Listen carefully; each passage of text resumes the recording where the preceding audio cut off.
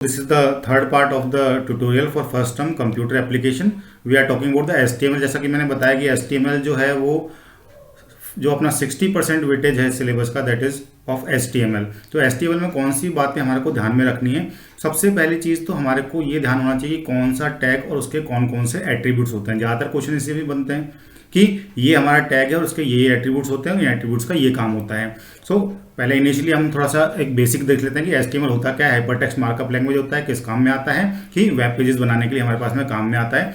HTML में होते क्या है, हमारे पास में टैग्स होते हैं और टैग्स के अंदर हमारे पास में जो उनकी प्रॉपर्टीज होती है उनको हम बोलते हैं एट्रीब्यूट्स. सबसे पहली चीज़ ये देख लें कि आप यहाँ पर जो HTML का स्ट्रक्चर हमारा क्या होता है. तो HTML के स्ट्रक्चर की अगर हम बात करें तो सिंपल HTML के अंदर हमारे पास में 2 पार्ट्स होते हैं. जैसे एक तो हमारा ये हो गया हेड वाला पार्ट, ठीक है, और एक हमारा यहाँ पर हो गया बॉडी वाला पार्ट, ठीक है. तो हेड और बॉडी, हेड के बाद में यहाँ पर बॉडी आता है और हेड के अंदर जो हमारे पास में होता है वो होता है यहाँ पर टाइटल. सो हेड के अंदर हमने यहाँ पर लगा दिया title. So this is about the HTML की हमारे HTML का स्ट्रक्चर के ऊपर सैम्पल क्वेश्चन पेपर में भी क्वेश्चन पूछा गया था कि स्ट्रक्चर क्या होगा. HTML के अंदर हेड के बाद में बॉडी और हेड के अंदर क्या होता है हमारा title. Simple structure of HTML. अब यहाँ पर देखें, HTML document has 2 parts, head and body. The coding of HTML is done in any. किसी भी हम टेक्स्ट एडिटर के अंदर हमारे HTML की कोडिंग को कर सकते हैं. ये चीज ध्यान रहेंगे, ठीक है, ध्यान रखेंगे इस चीज को कि कोई भी टेक्स्ट एडिटर हम यहाँ पर यूज कर सकते हैं, ठीक है. और जो हमारा जो उसका डिस्प्ले होता है यानी किस तरह का वो दिखेगा वो हम किसी भी एक जो वेब ब्राउजर है उसको हम यहाँ पर यूज कर सकते हैं. वेब ब्राउजर को कोई भी हो सकता है, इंटरनेट एक्सप्लोरर हो सकता है, मोजिला फायरफॉक्स.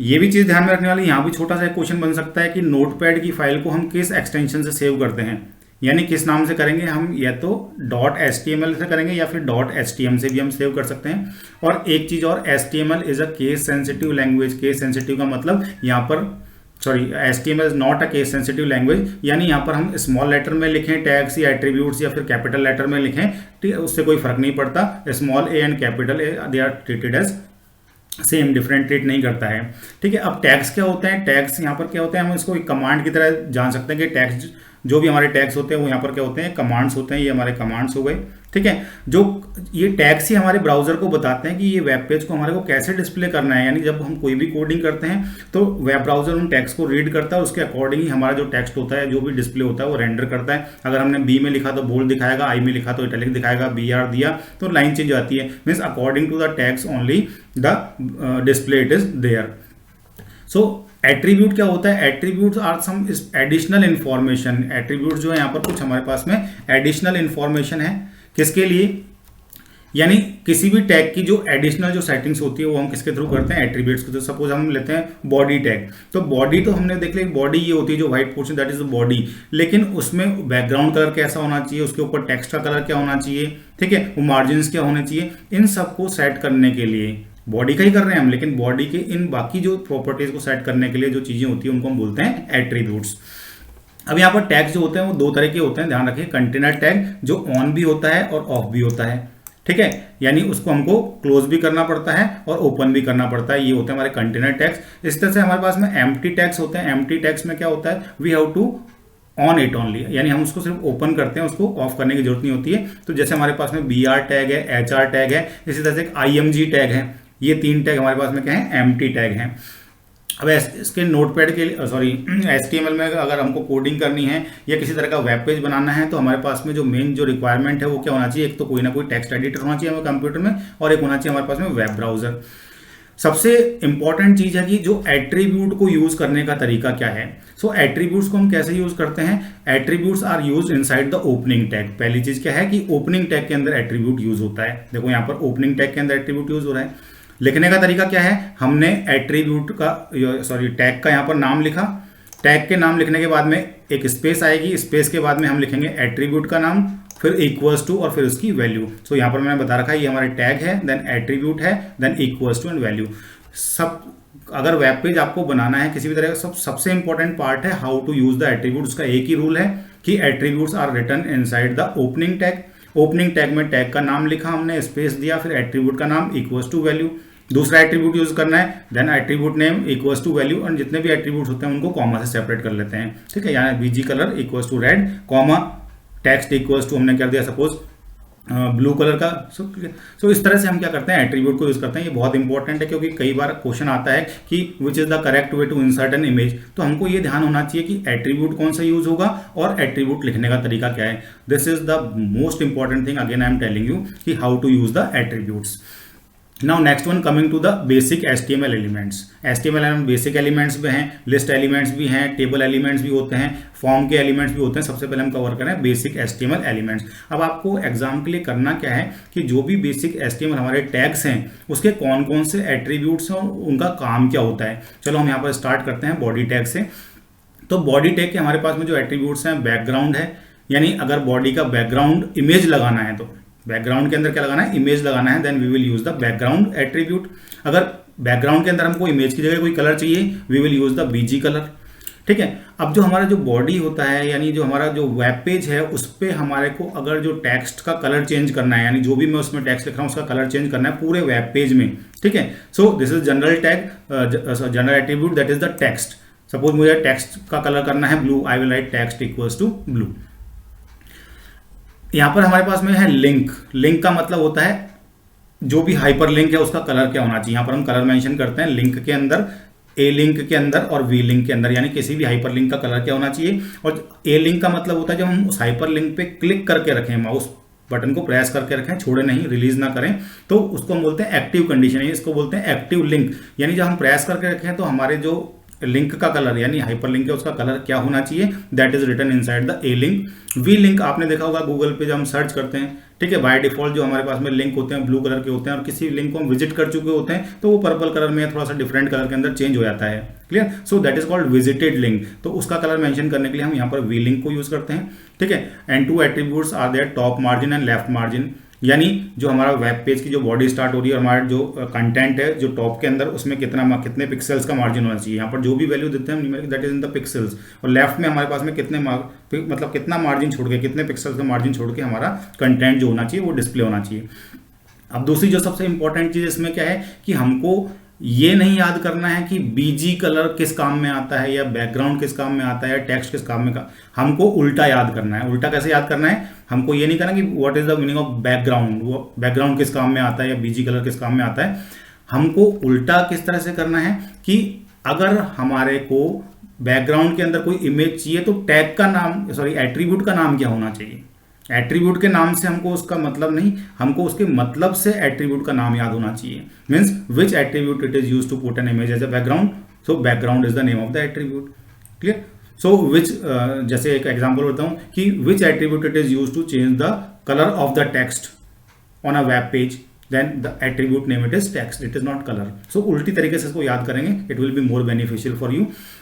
अब नेक्स्ट पे आते हैं, H1 से लेकर के H2 तक हमारे पास में हेडिंग टैग्स होते हैं, यानी ये अलग अलग लेवल की हेडिंग है। H1 is the top most level heading. H1 में हमारा जो टेक्स्ट आएगा वो बड़ा आएगा, H2 में छोटा है, यानी यहाँ पर टोटल 6 लेवल्स ऑफ हेडिंग होती हैं। इनका सिर्फ एक ही एट्रीब्यूट, जितने भी हेडिंग एलिमेंट्स हैं उनका एक ही एट्रीब्यूट होता है, that is align.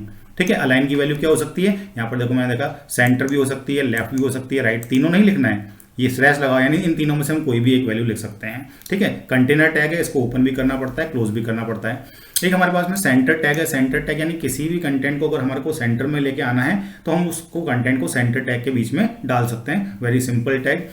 BR tag जो हो हमारा एम्प्टी टैग है। एम्प्टी टैग मतलब इसको हमको ओपन करना होता है, इसको क्लोज नहीं करना होता है। BR when we need to jump to the next line, अगर हमारे कर्सर को लाइन ब्रेक कराना है, नेक्स्ट लाइन के ऊपर आना है, कि MS वर्ड की तरह नहीं कि हमने एंटर मार दिया हम नेक्स्ट लाइन पे आ गए। क्लियर। यानी सब कुछ जो डिस्प्ले होगा, जो रेंडर होगा, वो टेक्स्ट के अकॉर्डिंग होगा, टेक्स्ट के अकॉर्डिंग ही ब्राउजर क्या करता है, उसको डिस्प्ले करता है। तो इवन नेक्स्ट लाइन पे लाने के लिए भी हमारे को यहाँ पर एक टैग को यूज करना पड़ता है जिसका नाम होता है BR। BR means break line. Okay. Now इसका कोई भी एट्रीब्यूट यहाँ पर नहीं है। ऐसे P टैग पैराग्राफ टैग होता है, P स्टैंड्स फॉर पैराग्राफ, इसका एक ही एट्रीब्यूट होता है अलाइन। अलाइन एट्रीब्यूट या तो सेंटर कर सकते हैं या राइट कर सकते हैं, लेफ्ट कर सकते हैं। टेक्स्ट को बोल्ड बनाने के लिए होता है B टैग, इटैलिक बनाने के लिए होता है हमारे पास में I टैग, और अंडरलाइन करने के लिए होता है U टैग। सो यहाँ पर मैंने देखा use to make the text bold, italic and underline. Empty tag नहीं है, कंटेनर टैग है, यानी जो भी टेक्स्ट B और क्लोजिंग B के बीच में आएगा बोल्ड दिखेगा, इसी तरह से I और इसी तरह से U। अब यहाँ पर इंपॉर्टेंट टैग है हमारे पास में HR टैग है। HR का मतलब होता है हॉरिजॉन्टल रूल, यानी एक लाइन, हॉरिजॉन्टल जो लाइन हम किसी सेक्शन, दो सेक्शन को डिवाइड करने के लिए देते हैं, दैट इज HR। ठीक है। एम्प्टी टैग है, इसको भी हमारे को क्लोज नहीं करना होता है। इसमें सबसे कंफ्यूजिंग चीज है वो है एक तो साइज और एक विड्थ। बेसिकली हम साइज को क्या मान लेते हैं कि उस लाइन की लंबाई कितनी होनी चाहिए, that is not the size. Size का मतलब होता है थिकनेस, यानी वो जो लाइन है हॉरिजॉन्टल रूल है उसकी थिकनेस क्या होनी चाहिए, कितनी मोटी वो लाइन होनी चाहिए। Okay, that the value it is given in pixels. जो विड्थ होती है एचआर की, जो विड्थ है, विड्थ का मतलब क्या हो गया, the length of the line. So यहाँ पर कंफ्यूज नहीं होना है। अगर थिकनेस पूछा है द एट्रीब्यूटेड इज साइज, अगर विड्थ यानी लाइन की विड्थ को पूछा है या उसकी लेंथ को पूछा है then the attributed is width. Align attribute वैसे ही काम करेगा। बाय डिफॉल्ट जो एचआर का अलाइनमेंट होता है वो सेंटर होता है। बाय डिफॉल्ट पे कई बार क्वेश्चन आता है, जैसे पैराग्राफ जो होता है बाय डिफॉल्ट लेफ्ट होता है, हेडिंग हमारा बाय डिफॉल्ट क्या होता है, लेफ्ट होता है। एचआर हमारा क्या होगा, बाय डिफॉल्ट सेंटर होगा। क्लियर, थोड़ा एक्सेप्शनल केस है इसलिए इसको ध्यान रखेंगे। नो शेड को आप छोड़ दीजिए, आपके सिलेबस में नहीं है। कलर यानी हमको जो हॉरिजॉन्टल लाइन है उसका कलर क्या होना चाहिए, तो यहाँ पर हम कलर का नाम भी मेंशन कर सकते हैं, कलर का कोड भी मेंशन कर सकते हैं। अगर कोड मेंशन करना होता है तो हम क्या करेंगे, इक्वल्स टू हैश, किससे लगेगा, हैश से प्रेसिडेंट होगा। उसके बाद में 6 वहां पर हेक्साडेसिमल वैल्यूज होती हैं, यानी 0 से लेकर के 9 तक, और 6 हो ABCDEF। क्लियर, इस तरह का कॉम्बिनेशन होता है, दैट इज हेक्साडेसिमल वैल्यू जिसका बेस होता है 16। सो this is about the HR tag. HR tag में हमारे पास में 4 एट्रीब्यूट्स हो गए, साइज, विड्थ, अलाइन और कलर। नो शेड को आपको नहीं रखना क्योंकि ये जो है बुलियन एट्रीब्यूट है, इसका वैल्यू ट्रू या फॉल्स ऑटोमेटिक, अगर हमने मेंशन किया तो ट्रू होगी, अदरवाइज फॉल्स होती है। नाउ 2 एट्रीब्यूट यहाँ पर है, जो टैग्स हैं फॉन्ट एंड बेस फॉन्ट। ये दोनों में जो एट्रीब्यूट्स हैं वो सेम है। कौन कौन से एट्रीब्यूट है, face, colour and size. Face attribute important है क्योंकि थोड़ा सा डिफरेंट है। फेस यानी फॉन्ट हमारे को दिखने में कैसा होना चाहिए, यानी उसका फेस कैसा होना चाहिए, यानी कहने का मतलब हो गया कि to change the style of the font. Times New Roman करना है, कैलिब्री करना है, ठीक है, यह कैम्ब्रिया करना है, जो भी हमारे को फॉन्ट का स्टाइल चेंज करना है उसके लिए एट्रीब्यूट यूज होता है फेस। ठीक है, फॉन्ट का कलर चेंज करने के लिए सिंपल सा हो गया कलर, और फॉन्ट का साइज चेंज करने के लिए यहाँ पर हो गया साइज। सो फॉन्ट जो होता है वो पर्टिकुलर एक सेक्शन के लिए होता है, या कुछ फ्रेज के लिए हो गया, एक पैराग्राफ के लिए हो गया, उसका कलर चेंज करना है, we will use the font. अगर पूरे वेब पेज के अंदर ही हमको एक सिमिलरिटी रखनी है, सेम साइज रखना है, सेम कलर रखना है, then we can use the base font also.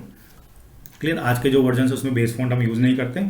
Now SUB का मतलब होता है सबस्क्रिप्ट। सबस्क्रिप्ट मतलब किसी भी चीज को सबस्क्रिप्ट बनाने के लिए, जैसे S2 SO4 में 2 और 4 हमको नीचे लाना है। क्लियर, यहाँ पर मैंने एग्जांपल दे रखा है H, और ये फिर 2 को मैंने सबस्क्रिप्ट के बीच में रखा है, तो इट विल प्रिंट H2O। किस तरह का प्रिंट होगा, S2O।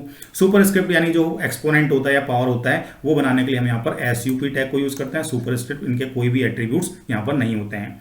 अब यहाँ पर इंपॉर्टेंट चीज है कि वो वाला टैग ज्यादा इंपॉर्टेंट है, उसके चांसेस ज्यादा होते हैं क्वेश्चन पेपर में आने के, जिसके एट्रीब्यूट्स ज्यादा होते हैं। जैसे HR टैग के ज्यादा एट्रीब्यूट्स हैं, ठीक है, बॉडी टैग के हमारे पास में एट्रीब्यूट्स ज्यादा हैं। यहाँ पर IMG टैग के भी हमारे पास में एट्रीब्यूट्स है। IMG tag is empty tag, पहले देख लें IMG टैग क्या है, एम्प्टी टैग है, इसको हम क्लोज नहीं करते हैं, ध्यान रखें, कंफ्यूजिंग है।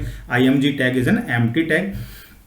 अब इमेज, अगर हमको एक वेब पेज के अंदर इमेज इंसर्ट करनी है then we are using the IMG tag. इसके एट्रीब्यूट्स क्या होते हैं, SRC, यानी इसका मतलब होता है सोर्स, यानी जो भी इमेज का नाम है, जो भी इमेज का पाथ होता है जहां से हमारे को इमेज लेकर के आनी होती है वेब पेज में, उसका पाथ लिखा जाता है SRC एट्रीब्यूट के अंदर। कई बार कंफ्यूजन के लिए SRC की जगह SCR ऑप्शन आ जाता है मल्टीपल चॉइस के अंदर। सो दिखने में तो सेम लगता है, लेकिन अगर आप गौर से देखेंगे, अगर इस तरह का कंफ्यूजिंग ऑप्शन देख लेना, SRC होगा, that is not SCR, SRC। Image की जगह अगर हमको कोई ऑल्टरनेट टेक्स्ट लगाना है, इन केस की इमेज डिस्प्ले नहीं हो पा रही या उसका पाथ सही नहीं हमने दिया, तो उस केस में हमारे पास में एक बॉक्स की जगह, क्रॉस लगा बॉक्स की जगह कुछ हमारे पास में एक टेक्स्ट आ जाए, तो वो हम लिखते हैं ALT के अंदर। दूसरा ALT का ये भी है कि अगर इमेज का पाथ सही है, इमेज डिस्प्ले हो गई, लेकिन जब हम अपने माउस को इमेज के ऊपर लेकर के जाते हैं, इसको बोलते हैं हावर, ओके, और थोड़ी देर के लिए स्टिल करते हैं माउस को, तो एक पॉपअप निकल के आता है, तो जो भी हम डिस्क्रिप्शन ALT में लिखते हैं वो वहां पर हमारे को एक बॉक्स के अंदर दिखाई देगा, पॉपअप फॉर्म के अंदर। अलाइन सिंपल है, वही है हमारे पास में अलाइन, यानी इमेज का अलाइनमेंट क्या रहना चाहिए। ये होता है डायमेंशन सेट करने के लिए, हाइट एंड विड्थ, यानी इमेज की जो हाइट है वो कितने पिक्सल्स होनी चाहिए और विड्थ जो है वो कितने पिक्सल्स होनी चाहिए। So this is all about the IMG। Because we are getting very late, so that's why my speed it is very fast. I think you can understand. Now A tag, A को हम बोलते हैं the full form of A is anchor. Anchor means hyper linking के लिए A tag use होता है, ठीक है, कंटेनर टैग है, ठीक, A को ओपन भी करना पड़ता है, क्लोज भी करना पड़ता है, और जो हमारे को वेब पेज पे डिस्प्ले करना है, जो भी टेक्स्ट या कुछ, ठीक है, वो हम A टैग के बीच में लिखते हैं। इसका जो मेन एट्रीब्यूट होता है वो है HREF, मतलब हाइपर रेफरेंस। जैसे हमने IMG टैग में SRC में पाथ लिखा था इमेज का, यहाँ पर हम उस डॉक्यूमेंट का पाथ लिखेंगे जिसको हमको हाइपर लिंक करना है। ठीक है, वो कुछ भी हो सकता है, वो इमेज भी हो सकती है, डॉक्यूमेंट भी हो सकता है, video, whatever it is, we can hyperlink. तो हाइपरलिंक करने के लिए हमारे पास में एट्रीब्यूट कौन सा हो गया, टैग का नाम हो गया ए, और यहाँ पर एट्रीब्यूट का नाम क्या हो गया, href equals to, and then we will write the complete path. Second होता है इमेज, जो भी हमारा जो हमने हाइपर रेफरेंस दिया है, ठीक है, जब हम अपने माउस को उसके ऊपर लेके आए तो क्या डिस्प्ले हो, कोई हिंट डिस्प्ले हो, तो वो हम लिखते हैं यहाँ पर टाइटल टैग के अंदर। टारगेट, टारगेट का मतलब होता है जब हम किसी हाइपरलिंक पे क्लिक करते हैं तो कई बार तो वो जिस पेज में हम काम कर रहे होते हैं उसी पेज के अंदर खुल जाता है, यानी पुराना वाला पेज चला जाएगा, उसी के ऊपर ओवर ऐड होकर के नया पेज आ जाता है, ठीक है। लेकिन हम चाहते हैं कि हम लिंक पे क्लिक करने के वो वाला पेज भी पहले वाला भी रहे, और जो लिंक है यानी हाइपरलिंक्ड पेज है वो दूसरे टैग के अंदर दिखे या दूसरी विंडो, ब्राउजर विंडो के अंदर दिखे, मीन्स डिफरेंट विंडो के अंदर वो ओपन हो, then we can use the target. Clear? If you are writing target equals to underscore blank, then that page will be opened in a new window or a new tab.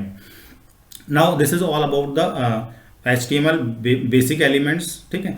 यहाँ पर अब list elements होते हैं, तो list हमारे जो syllabus में वो 3 टाइप्स की लिस्ट है, एक तो होती है ऑर्डर्ड लिस्ट, एक होती है अनऑर्डर्ड लिस्ट, और एक होती है हमारे पास में डिस्क्रिप्शन लिस्ट। ऑर्डर्ड लिस्ट यानी कोई ऑर्डर हो, सीक्वेंस हो 1 2 3 4 5 ABCDE, इसको हम बोलते हैं ऑर्डर्ड लिस्ट। और अनऑर्डर्ड लिस्ट होती है that is a type of bulleted list, bullets लगी हुई होती हैं, कोई सिंबल सर्कल से, डिस्क से या किसी स्क्वायर से रिप्रेजेंट होती है, दैट इज अनऑर्डर्ड लिस्ट।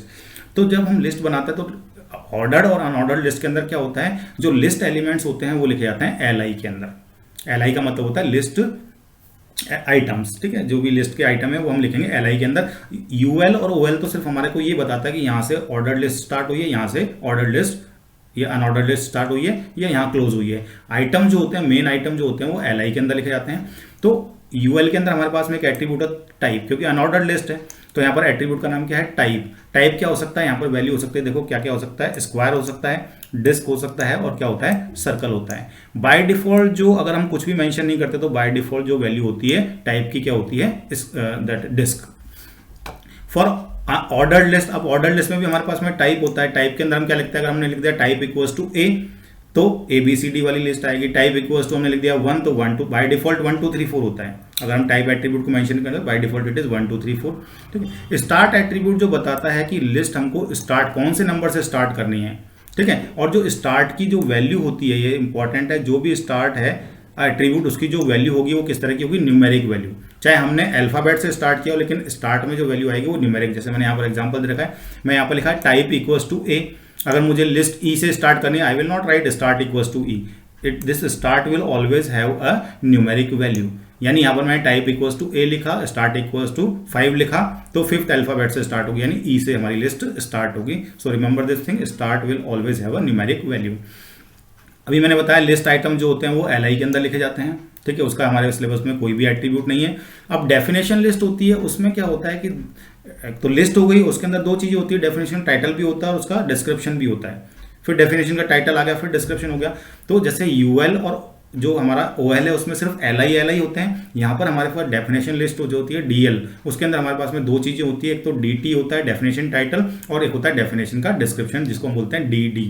यानी अगर हमको डेफिनेशन लिस्ट बनानी है तो मैं देखो यहाँ पर DL स्टार्ट किया, ठीक है, सबसे पहले मैं टाइटल लगाऊंगा DT के अंदर, उसके बाद में उसकी पूरी डेफिनेशन लिखूंगा। फिर दूसरी डेफिनेशन के लिए वापस से मैंने DT को यूज किया और फिर मैंने वापस DD को यूज किया। I will give the description. So हमारे पास में जो लिस्ट आएगी वो किस तरह की, इस तरह की आएगी। देखो ये डेफिनेशन लिस्ट है हमारे, ठीक है, माउस, ठीक है, definition mouse is a pointing device, this is DD। ये माउस जो है वो DT के अंदर लिखा है, ये है हमारा D डिस्क्रिप्शन। फिर ये हमारा टाइटल हो गया और फिर डिस्क्रिप्शन हो गया। यानी DL डेफिनेशन लिस्ट में हमको 3 टैग्स को यूज करना पड़ता है, ठीक है, डेफिनेशन लिस्ट या डिस्क्रिप्शन लिस्ट को DL, DT and DD। So some examples are given here. Now coming to the last part of this HTML, clear? सबसे ज़्यादा जो इसमें है फॉर्म्स, ठीक है। फॉर्म्स मतलब जो भी फॉर्म्स के अंदर क्या होते हैं, फॉर्म के अंदर हमारे पास में कई तरह के कंट्रोल्स होते हैं, जैसे रेडियो बटन हो गया, चेक बॉक्स हो गया, ड्रॉप डाउन यानी कॉम्बो बॉक्स हो गया, ठीक है, मेन्यूज भी होते हैं, पासवर्ड फील्ड भी होते हैं, टेक्स्ट फील्ड भी होते हैं। सो अगर हमको कोई फॉर्म, यानी फॉर्म काम किस में आता है, यूजर से इंफॉर्मेशन कलेक्ट करने के लिए। जैसे आप कई बार साइन अप करते हैं तो आप एक फॉर्म फिल करके उसको सबमिट करते हैं, means the website it is collecting the information from the user. So यहाँ पर क्या है, forms are means to collect information data from the site visitor या user. It is done with the help of controls. अब controls कई तरह के यहाँ पर हो सकते हैं, किस सिचुएशन में हमको कौन सा कंट्रोल यूज करना है। जैसे मुझे सॉरी, जेंडर पता करना है, जेंडर पूछना है, I will use the radio button. दो हमने रेडियो बटन दे दिए उसमें से। उसके अलावा लिस्ट नहीं देंगे क्योंकि लिस्ट में हमारे पास में इतने सारे एलिमेंट्स होते हैं, so list is not a proper control to ask the gender of a user. नाम पूछना है, we will use the simple text box, ठीक है। एड्रेस पूछना है, because it is a multiple line text, we will use the text area. So different types of controls are use for different purpose. यहाँ पर आप देखेंगे इतना detail में जो फॉर्म का इतना इसमें देख लें, फॉर्म के जो हमारे पास में एट्रीब्यूट कौन कौन से होते हैं, नेम यानी फॉर्म का नाम क्या है, ठीक है। एक्शन यानी फॉर्म जब क्लिक कर रहे हैं तो किस तरह का एक्शन होना चाहिए, ठीक है। कौन से हमारे को वेब पेज को लोड करवाना है, इन्फॉर्मेशन हमको कहाँ पर भेजनी है, ठीक है। यानी कहाँ पर इसको जो भी इन्फॉर्मेशन यूज होती है उसको कहाँ पर हमारे को पोस्ट करनी है, कौन से फॉर्म के अंदर लोड करवानी है। मेथड कई तरह के होते हैं, गेट भी होता है, पोस्ट भी होता है, फॉर्म भी होता है, ठीक है। So this is the general. यहाँ पर भी एक टारगेट है, ठीक है, कि कौन से वाले पेज को। इसका जो है इतना अपने सिलेबस के अंदर फॉर्म वाले जो टैग है उसका इतना डिस्क्रिप्शन नहीं है, लेकिन उसके जो कंट्रोल्स होते हैं उसके बारे में ज़्यादा हमारे पास में सिलेबस में है। तो यहाँ पर देख लें कि हमारे पास में फॉर्म के अंदर जो होते हैं कौन कौन से कंट्रोल्स। तो बेसिकली जो ज़्यादातर कंट्रोल्स होते हैं, यानी देखो मैंने यहाँ पर देखा text field, password field, radio button, check box, submit, ये बटन है हमारा, ये भी बटन है, रीसेट को हम बटन ही बोलते हैं, इमेज, ठीक है, हिडन फाइल, इसमें आप इसको हिडन को काट दीजिए, ठीक है, ये आपके सिलेबस में शायद नहीं होगा। So it is an empty element, जो इनपुट है वो एम्प्टी एलिमेंट है। और बेसिकली ये जितने भी मैंने कंट्रोल बताए उन सब के लिए हमको इनपुट टैग को ही यूज करना पड़ता है। अगर मुझे रेडियो बटन इंसर्ट करना है, I will use the input tag. अगर मुझे password field, then also I will use the input tag, ठीक है। अगर मुझे कोई इमेज बटन लगाना है, I will use the input tag, ठीक है। चेक बॉक्स डालना है, आई विल यूज। सिर्फ यहाँ पर हमारे सिलेबस में दो चीजें हैं, एक तो टेक्स्ट एरिया और एक जो हमारा कॉम्बो बॉक्स होता है, ड्रॉप डाउन बॉक्स, उसके लिए हम इनपुट को यूज नहीं करते हैं, ठीक है। लिखने का तरीका क्या होता है, इनपुट अगर मैंने लिख दिया टाइप इक्वल्स टू टेक्स्ट तो टेक्स्ट बॉक्स आ जाएगा। मैंने इनपुट टैग के अंदर एट्रीब्यूट यूज किया कि टाइप इक्वल्स टू पासवर्ड तो पासवर्ड फील्ड आ जाएगा, यानी जो भी लिखूंगा वो डॉट डॉट डॉट में कन्वर्ट हो जाएगा। मैं लिखा input type equals to radio तो रेडियो बटन आ जाएगा। यानी ये जितने भी हमारे पास में जो ये कंट्रोल चाहिए होते हैं, ठीक है, इनका किस तरह का कंट्रोल चाहिए वो हम लिखते हैं टाइप के अंदर। टाइप इज अ एट्रीब्यूट, ठीक है। इनपुट के अंदर हम टाइप एट्रीब्यूट को यूज करते हैं, वहीं से हम क्या करते हैं जो कंट्रोल्स को चेंज कर सकते हैं। एक इनपुट का हमारे पास में जो एट्रीब्यूट होता है वो होता है नेम, एक होता है वैल्यू। वैल्यू यानी वो डिस्प्ले करने वाली वैल्यू नहीं होती है, उसमें एक्चुअल में वैल्यू क्या कैरी हो रही है, नेम, क्योंकि कोई भी कंट्रोल होता है वो उसके नाम से जाना जाता है, ठीक है। हम उसमें कुछ भी दो वैल्यू लिख दें उससे नहीं, उसके नाम से। Each and every control it has a unique name.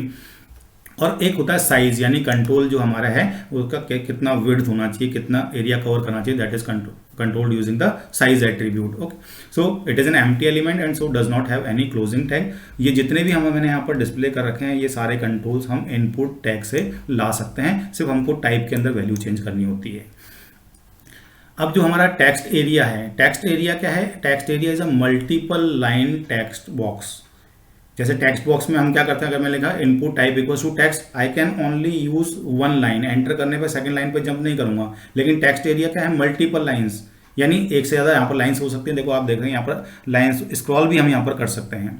Okay, सो अगर मुझे लाइंस के अंदर कितनी रो चाहिए, ठीक है, यहाँ पर साइज एट्रीब्यूट नहीं है, देखो आप यहाँ पर कोई भी साइज एट्रीब्यूट नहीं है। यहाँ पर जो साइज कंट्रोल होता है टेक्स्ट एरिया का वो रोज और कॉलम से कंट्रोल होता है। अगर मैंने रोज इक्वल्स टू 5 कर दिया यानी हमारा जो उसकी हाइट चेंज हो जाएगी।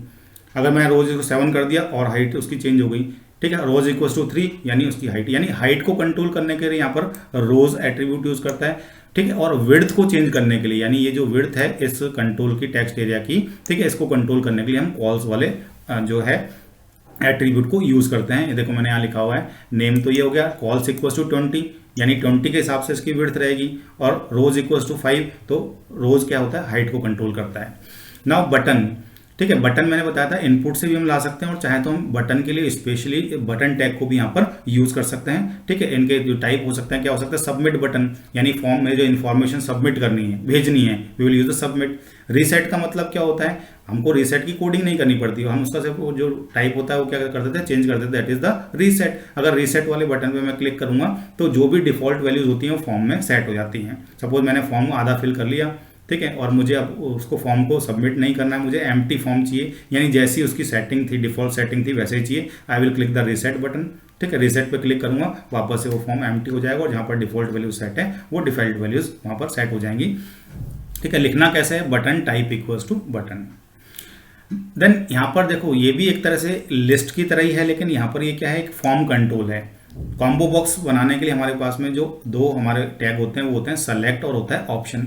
जैसे हमने लिस्ट बनाई थी ऑर्डर्ड लिस्ट या अनऑर्डर्ड लिस्ट, तो उसमें क्या होता है कि अनऑर्डर्ड लिस्ट के लिए यूएल, ऑर्डर्ड लिस्ट के ओएल। तो ये टैग तो सिर्फ ये बताते हैं कि लिस्ट किस तरह की है, ठीक है। मेन जो उसके आइटम होते हैं वो तो एल के अंदर होते हैं। तो यहाँ पर भी जो सेलेक्ट है वो सिर्फ ये बताता है कि ये कॉम्बो बॉक्स जो कंट्रोल है वो है, ठीक है।